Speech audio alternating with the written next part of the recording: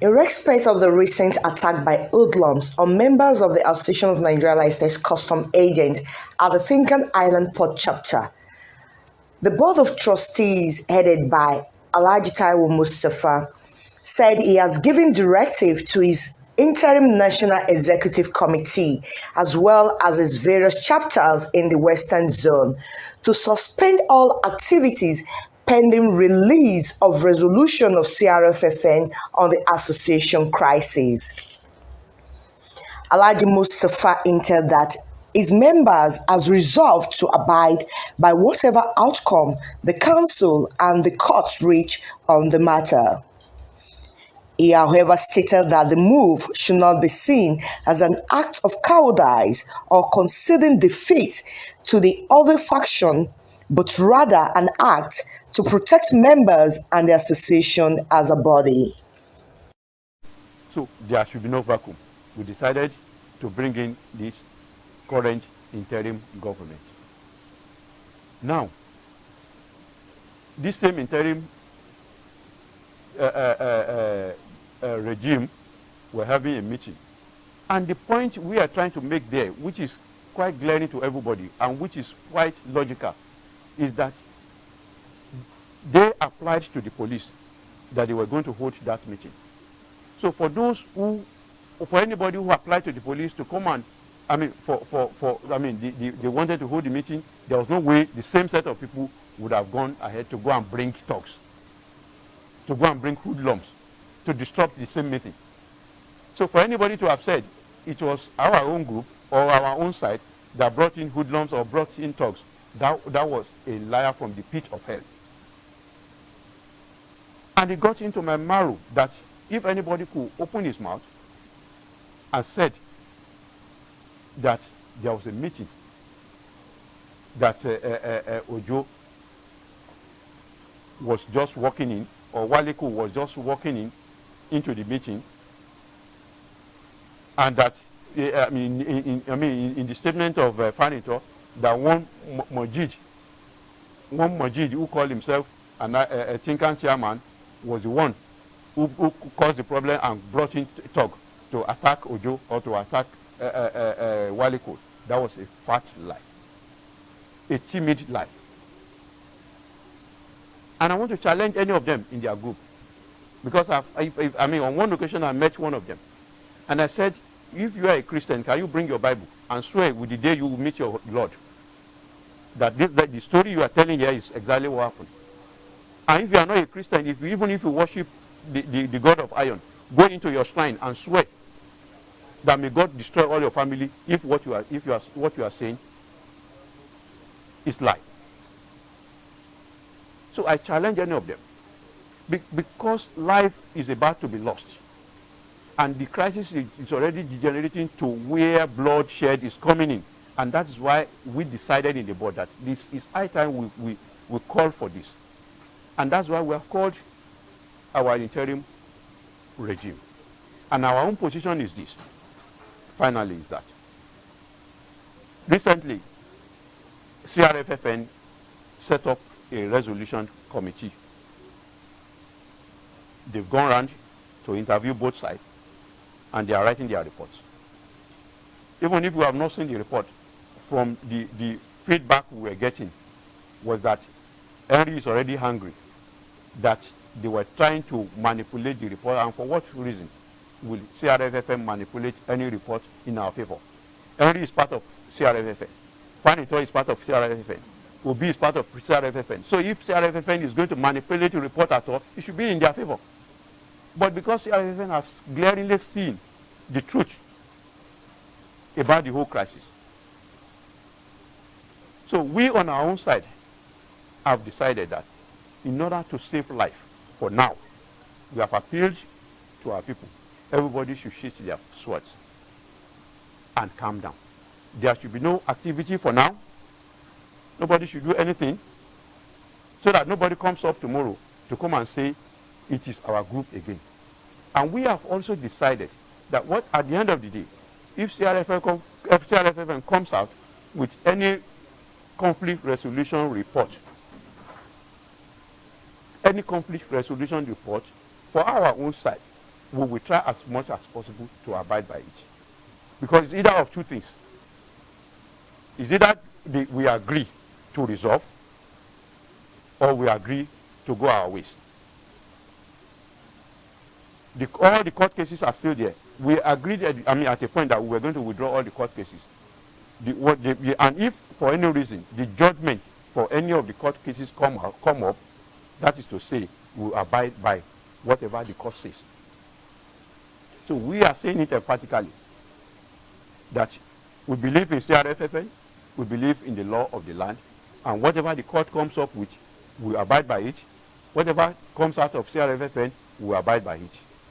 But all we are saying, and we are putting it across to all of them today, is that if they want peace, we are ready for peace. If they want war, let them go to their villages to go and war. We are no longer interested in it.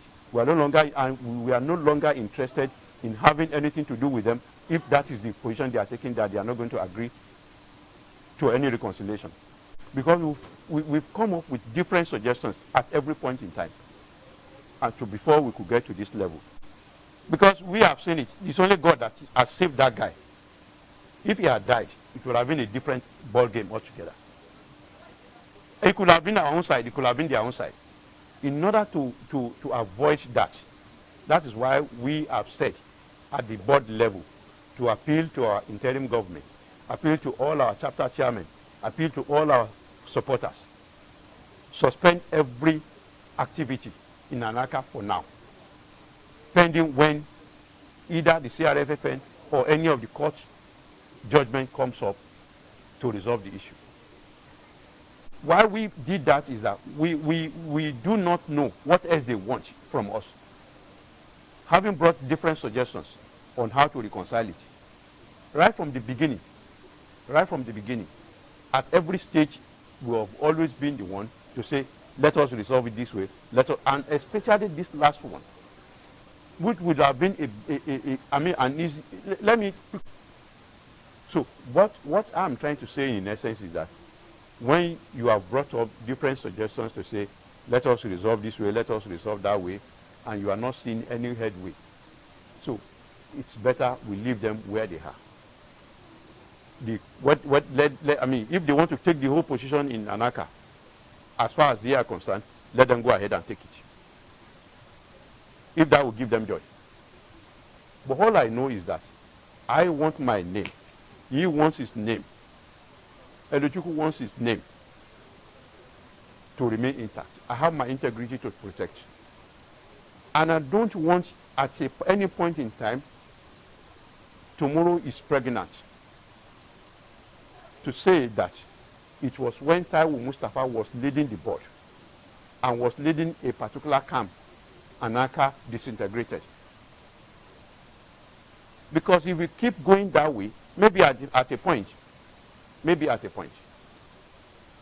I don't know if any of you have seen what came out of the AIG Maritime's office recently. A letter that was written to all the shipping companies and all the area command to stop associating with any Anaka member. The police has written to stop that they should stop associating with any Anaka member.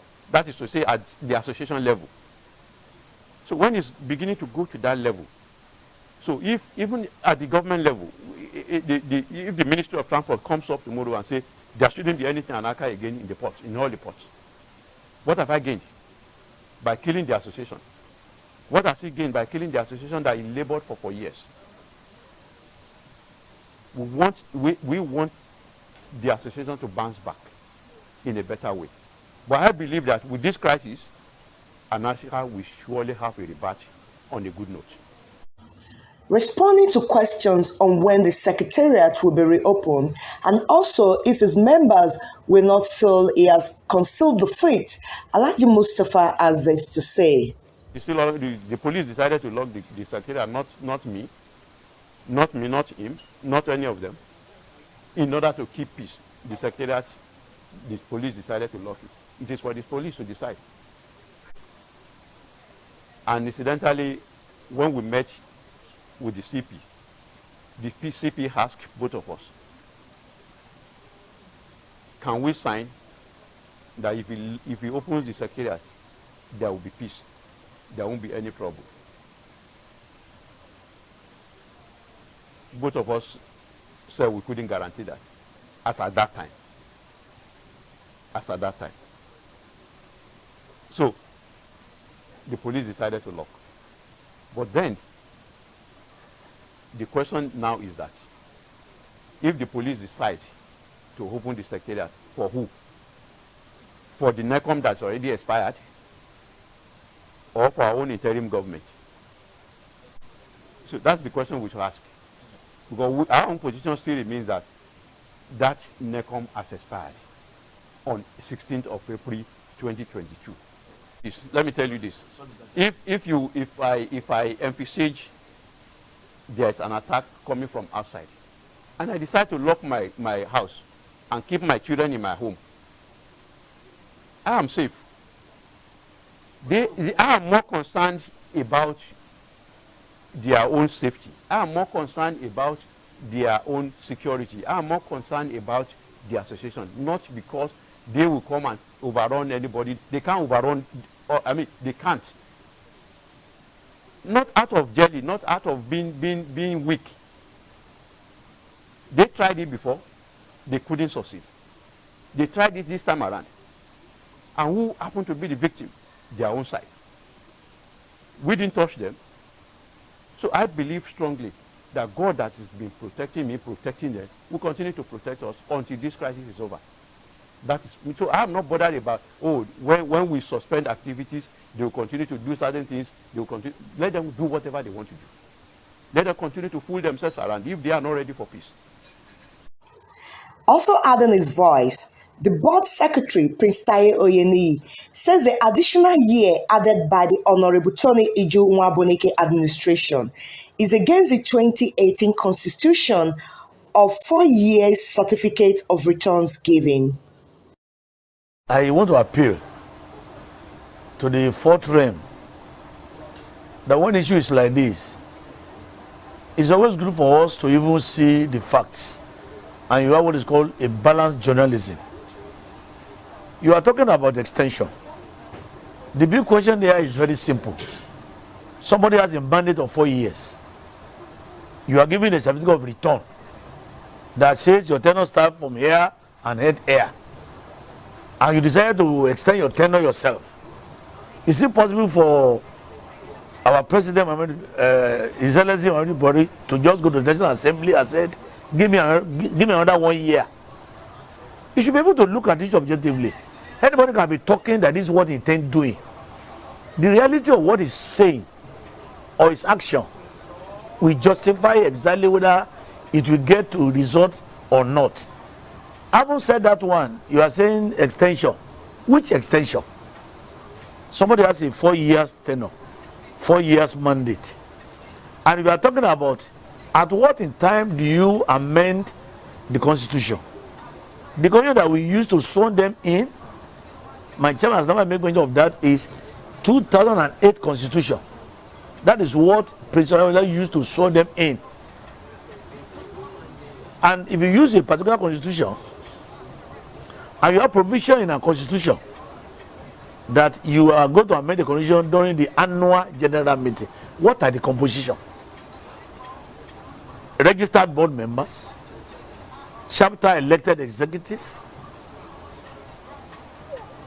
representative from every chapters in the federation. 17 chapters must be represented. You don't call an AGM meeting during crisis. Have you ever seen anybody go to war and decided to? You have just seen what is happening in West African countries, where somebody will take over power.